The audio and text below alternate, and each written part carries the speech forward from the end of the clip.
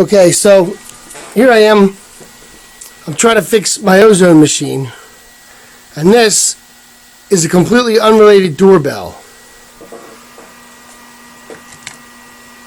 Okay. So I got my multimeter out and I'm like,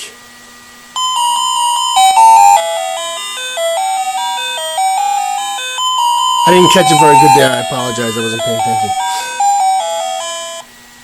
So here we go.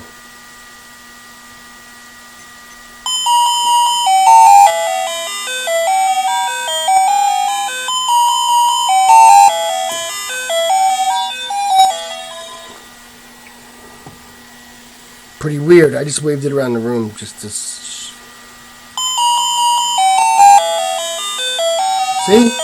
Watch this thing here when it happens. Now this isn't even hooked up to anything. There's the negative. It's just sitting on the bench. I think I may have fried it. Oh. Yeah. So I don't know what's going on here. If anybody could explain that to me, that would be awesome. Thank you.